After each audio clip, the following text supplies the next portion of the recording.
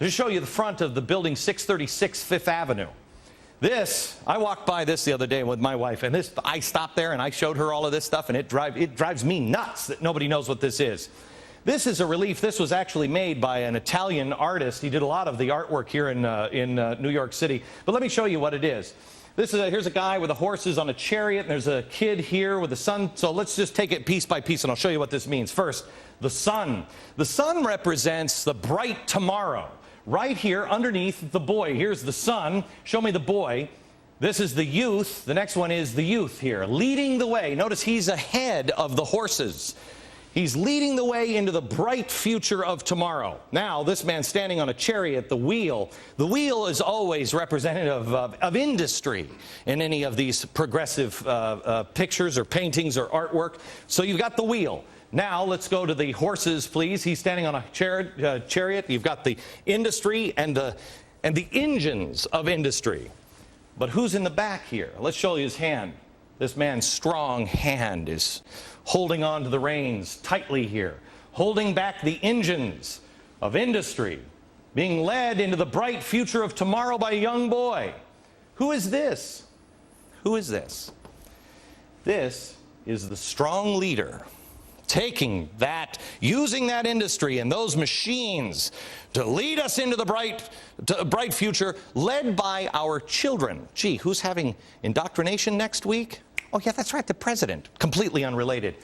This represents, at the time this was made, Mussolini. This was Mussolini. By the way, the artist that made this, his son, ironically and tragically, died fighting the army of Mussolini years after this was made. This still is up in Rockefeller Plaza. So you have the hammer and the sickle. You have the artwork to Mussolini there, here in New York at Rockefeller Plaza. Oil money, it's so evil, and they're just such big capitalists. Rockefeller Plaza. There it is, made in the USSR. What is this? This is actually an image that was made of this. This man beating the sword into a plowshare. That sits here in New York City. It was a gift from the former Soviet Union. It sits behind this building. The United Nations, which happens to sit on land donated to the United States and the world by Rockefeller. Oh my gosh.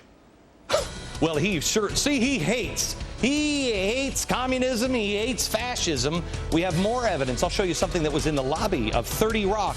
Wait a minute, the headquarters of NBC? What?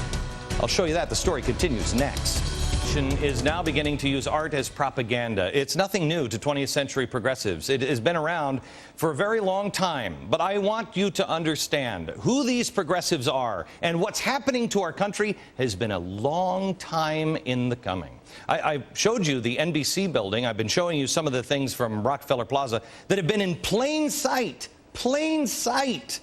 for all these years. During the height of the Cold War, hammer and sickle and the fascist Mussolini carved there in Rockefeller Plaza, and nobody notices it.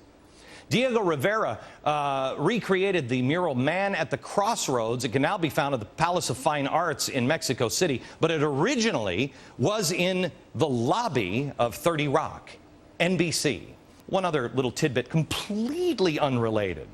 Commissioned by Rockefeller. All the things hidden by Rockefeller.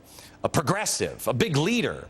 The Rockefeller Foundation, they gave a big award and an awful lot of credibility to, Van Jones, our new green job czar. Yeah.